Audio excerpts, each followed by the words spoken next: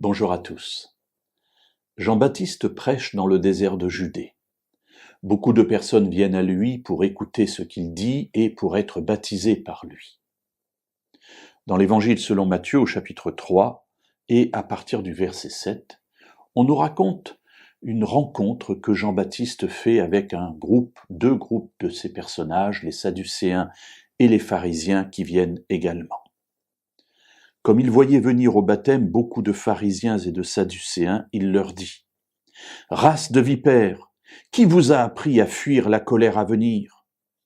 Produisez donc du fruit digne de la repentance, et n'imaginez pas pouvoir dire : Nous avons Abraham pour père.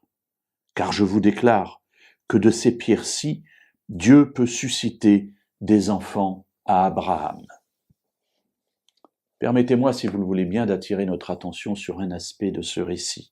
Voilà des personnages qui viennent à Jean-Baptiste, des Sadducéens, des pharisiens, des gens qui, d'une manière générale, n'étaient pas tout à fait dans la volonté de Dieu.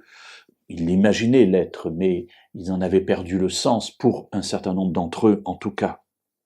Et Jean-Baptiste les reçoit vertement, race de vipères. C'est quand même pas la meilleure parole pour appeler quelqu'un au baptême.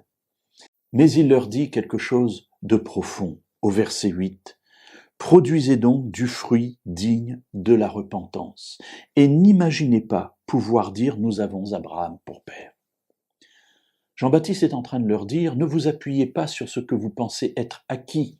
Vous êtes des fils d'Abraham, parce que de ces pierres, Dieu peut susciter des gens, des fils d'Abraham. Mais il faut que dans votre vie, vous produisiez des fruits, et des fruits qui soient dignes de la repentance. Ce que Jean-Baptiste est en train de dire, c'est : vous voulez être baptisé, c'est bien, mais est-ce que dans votre vie, vous manifestez les fruits de quelqu'un qui a été transformé par Dieu ?